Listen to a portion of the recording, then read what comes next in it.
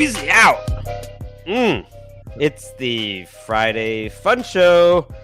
Working title. No Dan Hanzus today. He's not feeling well, so we're playing hurt without him. But I've got Marc Sessler here. I've got Patrick Claybon here with his now regular every other Friday Fun Show appearance. Working title again. What's up, guys? Hang in there, Dan. That's what's up. Hopefully Dan is upright, doing better, having dealt with what feels like a very similar thing, also given to me by the kids. It's not fun, and it lasts way too long, and I hate it. We should get rid of viruses, ban viruses forever. I think anyone that listened to the Thursday show could tell that Dan courageously gutted through. I mean, he was already in the middle of this illness. I do question about the possibility that Gregg and I now simply catch it because we were in a windowless, airtight room about 3 feet from Dan's mouth and face, but we'll see what occurs. Patrick said we would know right away, so okay. We don't need to go into more details. I'm sending you guys positive thoughts. You know, it's Aaron Rodgers' birthday. I believe in manifesting because, you know, astrology, your third house is in cucumber or something. I don't know. Anyway, you guys are fine. You're not going to get sick. Let's do this. I love all the comments that you're sending in at the bottom. If you're watching us on YouTube, if you're listening, we love you too. There's a lot of you out there. And you can also watch the replay on YouTube after the fact if you don't find it live. We got a lot to get to. We got Patriots Bills. Not a great game, but not, you know, as blowouts go, I think it had some entertainment value. We've got Marc Sessler's It's About Me. You know, all of It's About Me's are great, but Marc Sessler's are even greater. And we've got some predictions, and we've also got a shout out to our most loyal listeners of the 2022 year. This is a surprise for our listeners. It's a surprise for Patrick Claybon. But let's start with Patriots. Bills win this one 24-10. Hit the highlight, Graver. Josh in the gun, takes it. Fakes the handoff, wants to throw, fires one into the end zone, caught. It is a touchdown. Stephon Diggs, touchdown Buffalo. That was John Murphy, WGR. It wrapped up a drive that started like somewhere on the Mass Pike in Boston and ended 5 hours later in the end zone, sucking whatever life there was in Gillette Stadium out of the building. Bills win 24-10. They dominate time of possession. They dominate in many ways, primarily, Mark, because Josh Allen is on their team and not on the Patriots.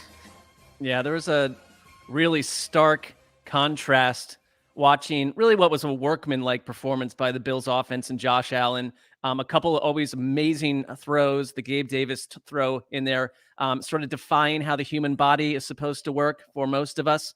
There seems like he'll do something like that every week.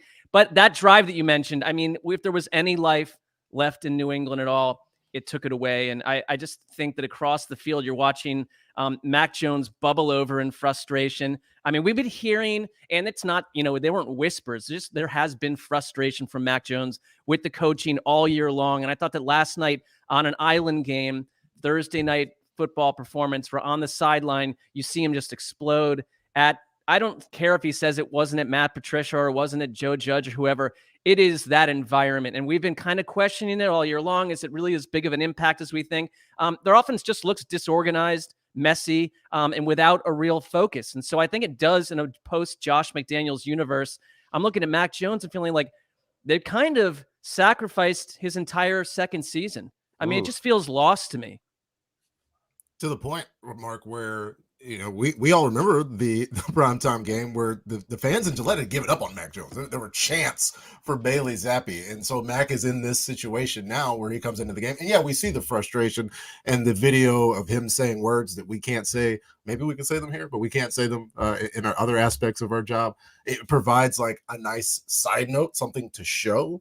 But the thing to show is the Patriots offense struggling. It's them having literally no answers consistently over and over again. And even when there were drives that were presumably going to be successful, they just kind of petered out. They didn't have the answers at the end. And then on the other side, watching Ken Dorsey literally call the same exact play where you see Stephon Diggs score on a touchdown. Then they run Gabe Davis on the same route. Like the Bills weren't worried about the Patriots at all. And it really showed through last night.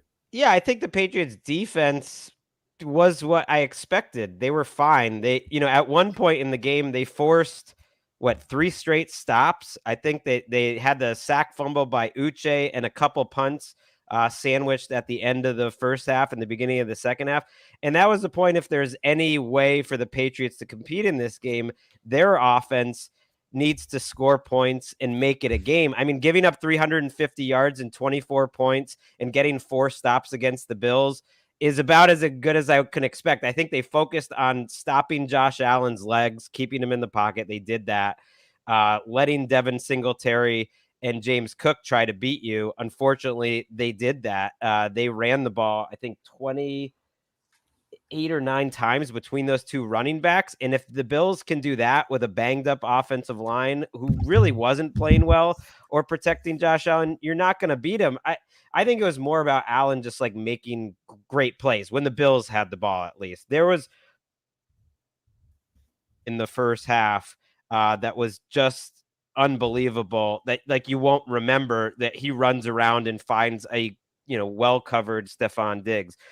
There was the touchdown pass where Allen's fallen out of bounds. I mean, Herbstreit and Al Michaels acted like that was some normal play. That's a third down. That's a four down, a 4-point play. There was so many plays like that where I actually thought the Patriots defended it well enough. And you can't single up Stephon Diggs most of the games and survive, but it's like, it was more just Josh Allen is incredible. And Herbstreit's out there acting like Boise State just kicked a field goal in the second quarter. Does that bother anyone else, Mark? Well, you what I love is that we gather before the show for a couple minutes and we talk about things, and Gregg's disdain for Kirk Herbstreit's lack of enthusiasm on last night's broadcast was the singular talking point. I totally agree, because I think I do understand a little bit. I mean, their job is to see in real time. Like when we talk to Mark Sanchez, he's saying, I look at every play from 4 different angles.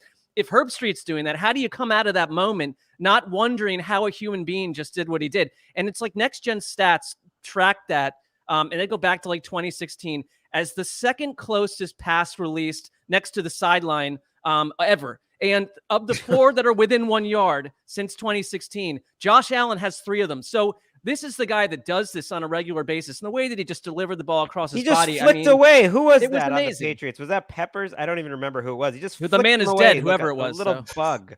Well, that's the thing. And it's a singularly Josh Allen type play, because afterwards I was like, I have to go look at the NGS on that. So he's running 16 miles an hour to his right. And so the poor guy is literally doing all he can to catch up to him at all. And then he gets there and it's like a dog catching a car. Like, what am I going to do? He gets stiff armed. And then you guys see it. I mean, we'll talk about it if Kirk Herbstreit doesn't. Because guys get to the side, like Zach Wilson, for example. He gets to the sideline. There's no plan.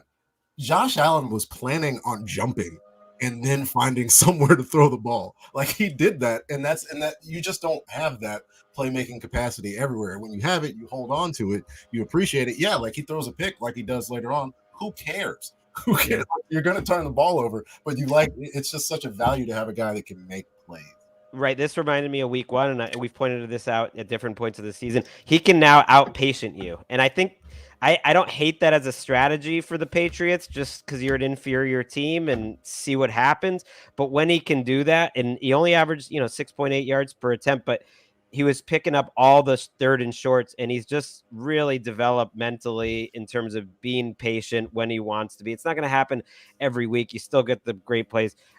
I was at an event at my children's elementary school during this game. It was Family Heritage Night. It was beautiful. It's a nice event. Sang a little song. They sang songs. It's been the first time since the pandemic that there was a little, you get a bunch of 7 and 8-year-olds singing, it'll bring a tear to your eye almost. And I'm checking the score during the game. I'm like, oh, I don't need to even watch this tonight. I'm going to watch it in the morning. And it wasn't even as bad as I thought it was going to be, because it was exactly as embarrassing offensively for the Patriots as I thought. But the other way around, it was just like, no, Josh Allen is awesome. My last thing on the Patriots, though, is pick a scheme. They're just trying a million different things at once. Kurt Warner had a good video about it this week on his QB Confidential slate. I had never seen his videos before, and he really pointed out something I've noticed, which is just they're trying everything all at once. Their timing is all off. And I think that's where Mac Jones was yelling. What he said was to get rid of, the quick game isn't working. That's what, like, they're trying to be quick game. They're trying to be shotgun. They're trying to be a power running team. They tried to be a zone running team. The one thing they do well is play action and take some deep shots, and they didn't do any of that. Kendrick Bourne called out the schematics as well a little bit after the game. And it's like they just didn't even take advantage of the fact that Von Miller wasn't there, and that they didn't take advantage of the fact that Deion Dawkins wasn't there. It was pretty rough. One little hopeful note for New England. This is so Belichickian, but the Marcus Jones screen touchdown and the way they're using him, who's not a natural receiver. Belichick, going back through history, was the guy that was on the Giants staff when Dave Meggett, who is essentially an inch shorter and the same weight as Marcus Jones, started to get used in a bunch of different ways. He had Eric Metcalf. And so I just wonder what will happen with Marcus Jones and if we'll see a little bit more of that, because it's like at this point, that's the second longest play they've had all year, other than Jonnu Smith's 51-yarder against the Browns. I mean, they've just been a non-explosive offense. And I mean, anything you can do to unlock, you're still in the playoff chase. I don't buy into them at all at this point. It's kind of shocking to see a Belichick team this disjointed in December, but they're still hanging around mathematically. Well, you know what's going to happen with Marcus Jones. It's in stone. He's going to score 4 more offensive touchdowns, and then after retirement, he's going to be one of the lone successful Belichick coaching tree candidates, and he'll be good. I love That's that. it. Oh, you're set. Yeah, the Patriots, by the way, have the Cardinals and Raiders next. They're both on the road. The way this team is playing, I actually think the most likely outcome of those two games is 1-1, but certainly you could see them winning both of them, and then they would be 8-6 and still hanging around going into week 16. At that point, though, they have the Bengals, Dolphins, and Bills in a row, and it just feels like this is going to be an 8 or 9 win team. That's kind of what we expected at the beginning of the season. All the offseason Patricia stuff, I think, has come to fruition. Mac Jones looks much worse, I think, mostly because of the offense. He's not a dynamic playmaker that's going to overcome that, but I think we've seen him be better.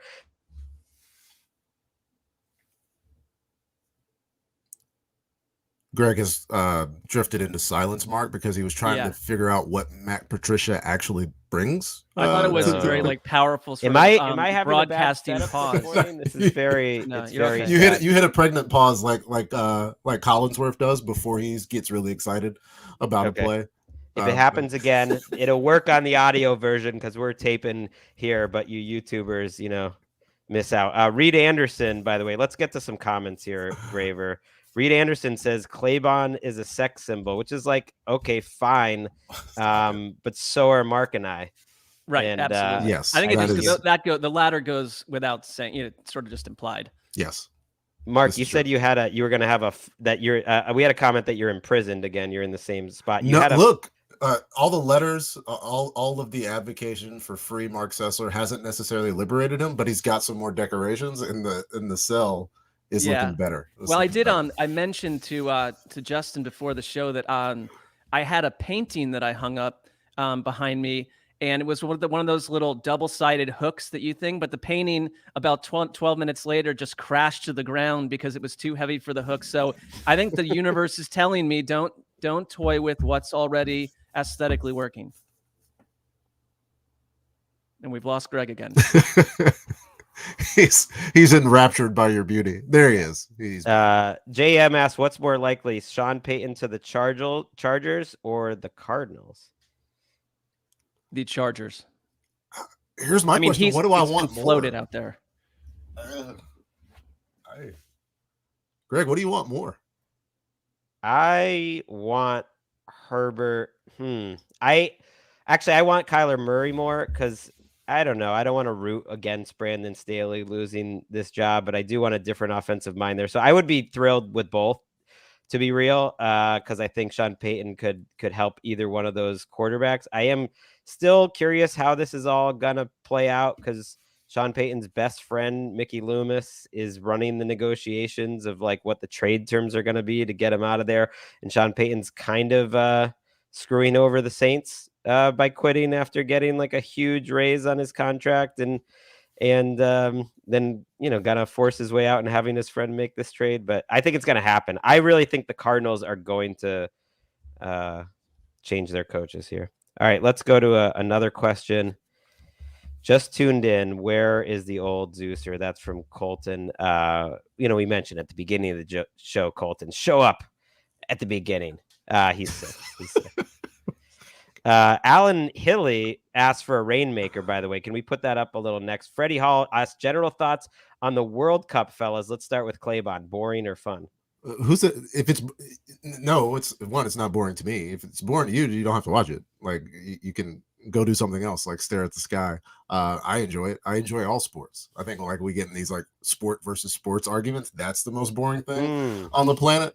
Sports are cool. Watch sports. Enjoy sports. I mean, I think like the World Cup, I have a great memory of the previous World Cup when a bunch of us went to this place, the Garage, which was near our old workplace, and Wes was there, absolutely on fire. And it was just jam-packed with like 400 people rooting for the same thing, which I thought was kind of great. Like, I mean, there hadn't been too many LA sports bar experiences where you don't have a bunch of people kind of like with differing rooting interests and getting in each other's faces and stuff. It's usually Raiders fans. So I like that.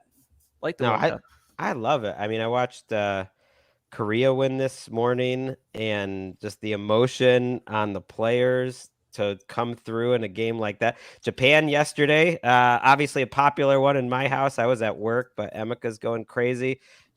Shout out to all the Asian countries. Australia, although they're not technically Asian, but they're in that group of like World Cup qualifying, the Asian group, and all three of them through to the 16. It's been a lot of upsets. It's been fun. Alan Hilly asked, can we get a rainmaker prediction, please? Kids gotta eat. It's funny, Alan, you coming mentioned up because I was considering that. I'm 4-1 on the season. Let's do it right now because it's rainy in Santa Monica. That's why the internet isn't working that well, and it's gonna be raining in Baltimore this week as well. Yeah, the Ravens are heavy favorites, but they got the Broncos coming in, and they're angry. And I'm not someone who usually likes these big spreads at all, but it's not big enough for me. I think it's at 8.5 or 9, and the Ravens are sick to their stomach about what happened a week ago. I actually think they have a top 5 defense despite blowing that game against the Jaguars, and I think this is going to be 24-6, an easy cover, and the rainmaker goes to 5-1. Well, I have a little Ravens prediction coming up later, which may fly in the face of your rain-making attempt. So we'll see who comes out on top. Yeah, it is really pouring, and I walked to school in it. We have a pretty long walk to school. It's about 18 minutes. Uphill both ways. The 18 each way, and the kids, they beg to walk on raining days. They want to put on the rain boots. They're LA kids. That this is exciting. You know what else is exciting? When What's Mark that? has an "It's About Me." Let's do it. Let's do a little "It's About Me," Mark. It's your time.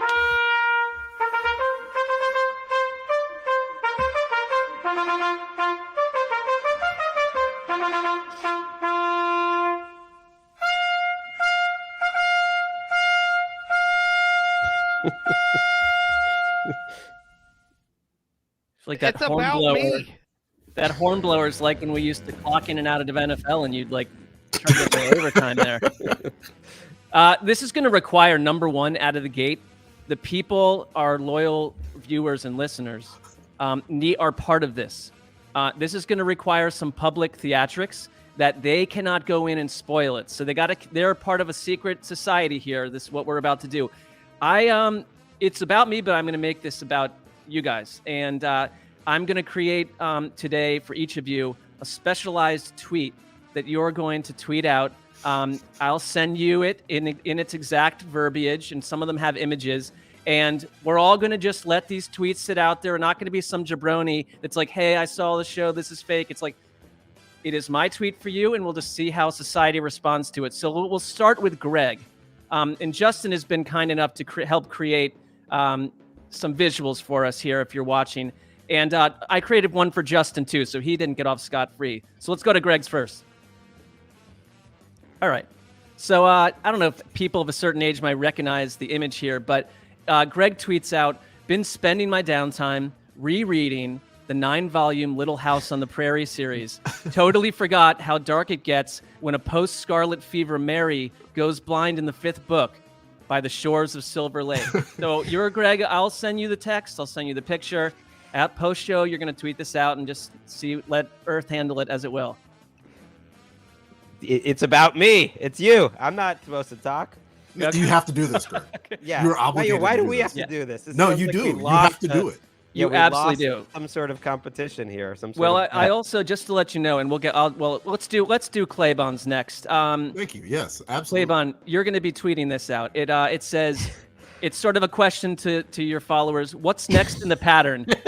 In parentheses, this blew my mind when I finally figured it out. One of those kind of things that kind of hooks people in. So you got people staring at these next things, and they read in line 7, 14, AA, 21, BB, 44, CC, Amber the Cat, DD, 55, Bumblebee Tuna, EE, 77, FF, GG, 88, WC Fields, Alex P. Keaton. Now you're going to have people trying to find the pattern and figure out what it means, and some people will probably be very forceful in telling you that they've cracked the code, but there is no answer to this, obviously.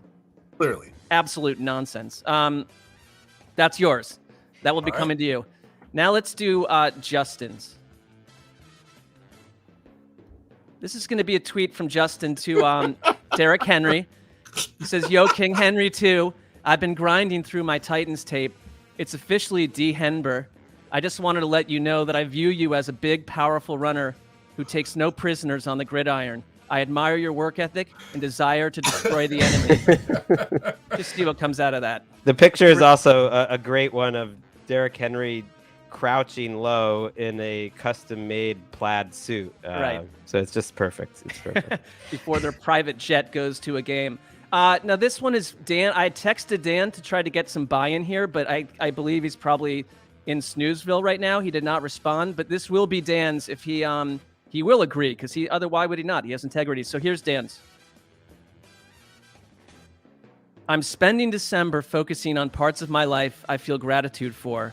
I am very thankful for my friends and family, as well as my love of music, 90s especially. What's something you're thankful for? Be specific. Let's celebrate life together. Perfect. There we go. I hope that I'm giving you something that will give back to you all weekend long.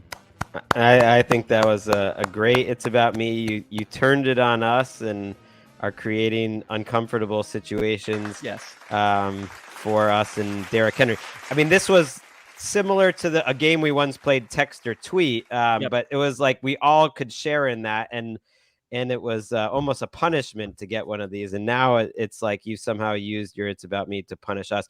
Mika Labano says that Mark never leaves character. Leslie Nielsen would be proud. And to that I said, this is not a character.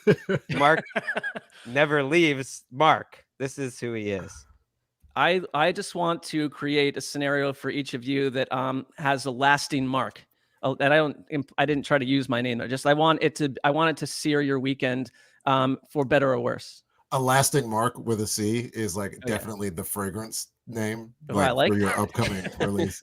I like that. You're my brand ambassador. And Josh? also, it's going to take me forever to write out this tweet, so please send me. Oh, I'll be you have to send the I'll copy. send it to you. Don't you worry. This is ridiculous. Yeah.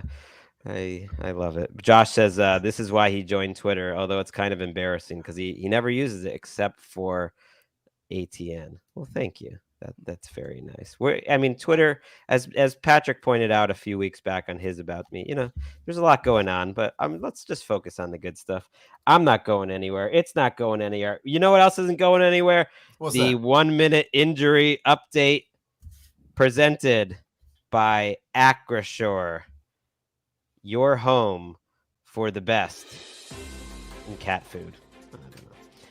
David Njoku is going to miss this week's game. That's unfortunate. After that one-handed catch, he didn't practice all week, and he's not going to be back. Michael Carter is doubtful, so we're going to get more Bam night for the Jets. Teron Armstead, as we're taping, we don't have a injury designation, but he sounds relatively optimistic that he might return for this game for the Dolphins. Eric Armstead, also in that game, is going to return after a long layoff.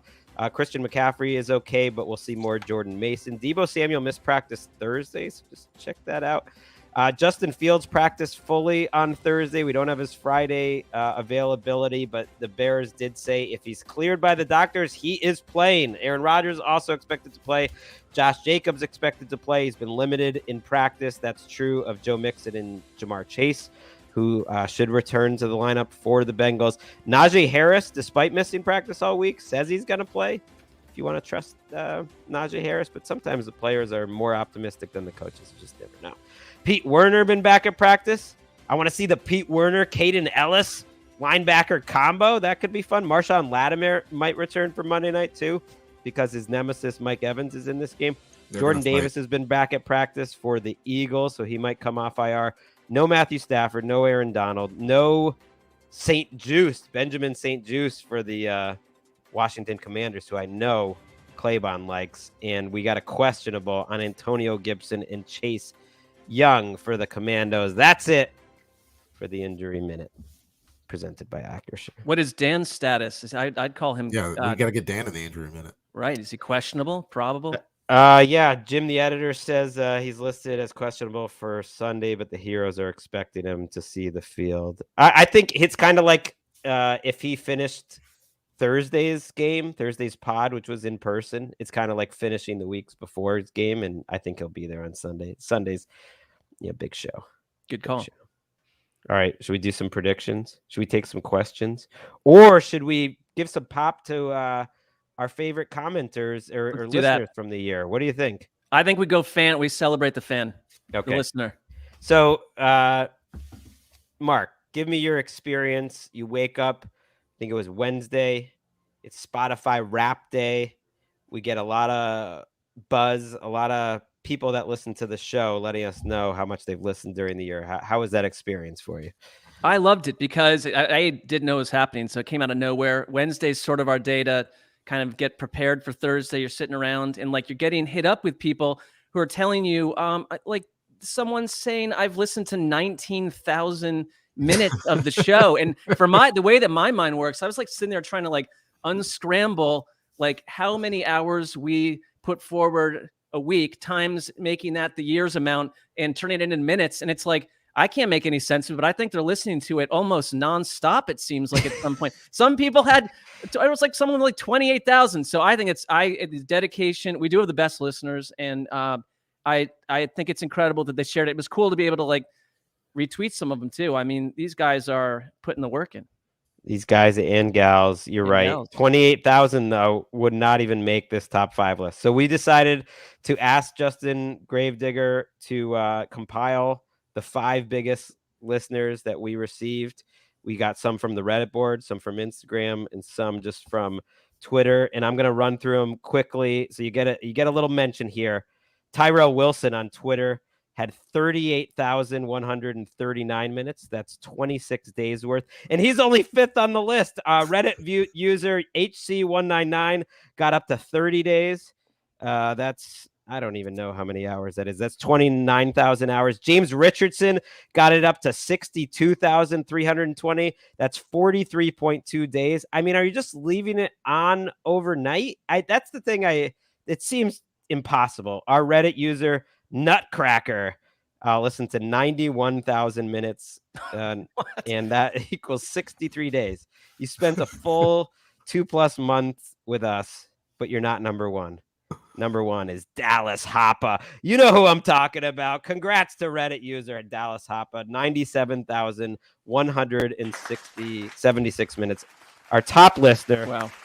And we're gonna reward you, Dallas. Justin is gonna put it on the Reddit board and get your information. We've got a special prize pack going to you. We'll have some fun stuff, maybe some merch, maybe some other fun stuff we're going to send out to you. And I'm going to push, maybe we can even send them to more than just one of our listeners. And you see what we're doing here, Patrick? We're just like motivating all the listeners to top these guys for next year. Can you top 2 months listening? I mean, how do you think they're just leaving it on overnight? I don't understand what's happening. I wonder if Dallas Hoppa's like, maybe you're like a cross country, like truck driver, and you're just rolling through old episodes and you're just grinding across the interstate, or maybe you're just in your house. I'm not sure. There doesn't have to be chicanery because you can you can be double purposeful when you listen to a podcast, especially if you have Bluetooth headphones. You can wash the dishes. Of course, like it doesn't make it not viable if they're listening to old episodes while they sleep. Like it's still something. They're still listening. Yeah. I was thinking like maybe somebody sitting at work at a desk job for 8 hours a day, just listening nonstop to current episodes, to old episodes. Cause I don't even think we put out 97,000 minutes. Not worth even of content.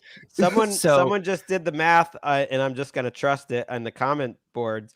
And they said that's something like 30 hours a week, which we're not even close to 30 hours. Right. A week. We don't even work 30 hours a week. So it's like, If you listened 8 hours a day, it would take you over 200 days to get to this many hours. So that's like 2/3. That's like a work week every week. Now, there was like a long distance driver who said, I decided to go back and listen to the entire show from the very beginning. I did get one of the, but even that guy had like 20,000 hours. I don't understand how this happens, but I love it. And thank you all for listening. We love you. And yeah, Dallas and hopefully some more. I feel like Nutcracker went over 90,000. He deserves a prize pack too. So we'll hook you up. All right, let's do some predictions. It's that time of the week. Patrick, why don't you get us going on predictions? We usually go through the old ones. Gravedigger, are we going to do that? Do you want to do that, or should we just move forward into week 13? Because I don't know what we predicted last week. I can do it. These would normally know. Well, These we are didn't do from it week last 11. week. Yeah. So they're a little old, but I have them if you want them. I'm not that interested in them at this point. Let's go to They must have gotten Claybon. his wrong. It's, I'll just it's say 2 weeks. It's 2 weeks old. The only one that was right was yours, Greg, which was that the Lions would win in Meadowlands. We had 3 people predict the Jets would beat the Patriots, and they lost 10-3 in a horrible game for the Jets. So. Rachel That's because I wasn't here. All of you guys jumped on the backs of the Jets. The Patriots might be the lousiest team, Belichick's had in last place, but they still swept the Jets. They've got that much. All right, we're now 11 for 52 on the year. Claybon, try to improve this. Okay. In a Vikings win, where Kirk Cousins throws for more than 250 passing yards, after the game, he will do something exceedingly cringy that people for some reason will gas up until we're tired of hearing about it. But yeah, that's all of that's going to happen. That feels like a lock. Right, that's every single game. Wait, did you say in a Vikings win? Or yes, in a Vikings win. So you do. Well, they have to get the win. I picked the Jets this week, for what it's worth. I think that's pretty likely with that offensive line struggling. So okay, I did notice they have like a little baby they're now putting in chains now, or like a baby Kirk. So maybe it's Kirk and the baby being together doing something that would be cringy. And they did the chains thing, and then Taylor Heineke swag jacked that, and so the Vikings were like, all right, we're not doing that anymore. So they're gonna have Kirk do something else goofy. Whose baby is it? How did a baby get involved? I don't know. They sent something out on their official timeline. It was the first time I had seen it, but there's some guy, some kid that dresses up as Kirk Cousins in chains. Many of our listeners in the comment section noted that there was a ghost-like figure in the background, who was Jessica. So there's motivation to go. To be clear, in Justin's background, not anyone else's. Well, you would like her to be in your background. No, that Mark. is not accurate. I mean, just. Oh, I mean, I'm just saying, like for the audio listener, like he's dropped you got to these treat it like Patrick throughout the last few months, and that's motivation to go watch the YouTube show. You can see Jessica appear at minute 34 or something. All right, Mark, what do you got? All right, well, I'm one of the big reasons that we've gotten 48 of these wrong over the course of the season, but I'm going to keep firing. I got a 4-pack of quick predictions here. The Dolphins put up 40 plus on the Niners in a stunner. Greg, for you, the Ravens go into a full-on crisis mode when they're outdueled by the Broncos, a team that suddenly scores at least 27 points on this so-called pristine Baltimore defense. Number 3, a team owner says something that creates massive headlines by Monday night. And the 4th, now this one I feel very good about. Mark and Greg are found in a catatonic state on Sunday afternoon because our workplace turned our free cafeteria into a cafeteria where you now must pay to get even the slightest ration, and Greg and I will not be paying. And there's nowhere to walk and get food, so we'll just be found in a rough spot by Sunday evening. Yeah, I'm not like a big man, but if I don't, and Mark knows as well, if I don't have my 3 regular meals, I'm a useless person, and ugly. that could happen. Yeah, yesterday was the first day this new policy broke out. I did drive to Tacos Por Favor after work and had a burrito, but the timing was all off. It was like 2 p.m. by then. My predictions about Bengals Chiefs. Let's go Joe Burrow here, getting 3 touchdowns and beating the Chiefs for the 3rd straight time. Joe Burrow owns Kansas City after this one. I think it's going to be a shootout, and I do think the Bengals find a way to win this game, and that the Chiefs defense has been waiting to fall apart against a great quarterback like Joe Burrow. We'll see. Fine with that. Now no, you know what I'm picking later, Claybon, on game debut. I'll take that. I'll take Patrick Mahomes in that one. Also, for those wondering why we're wearing all black, it was the huddle news that Mark referenced. Yes, that's precisely. Yeah, you can catch Patrick, by the way, and myself on game debut. We make picks with Rachel Bonetta and Cynthia Freeland. That's on NFL Network every Friday night at 8, and it's got some re-airs. We got the Around the NFL preview show that's on Saturday mornings, Saturday nights on NFL Network. It's also on Sky Sports, so check us out there. And until then, we'll see you on Sunday. Thank you for watching. Dan, get better. This was the Friday Fun Show. Heed the call.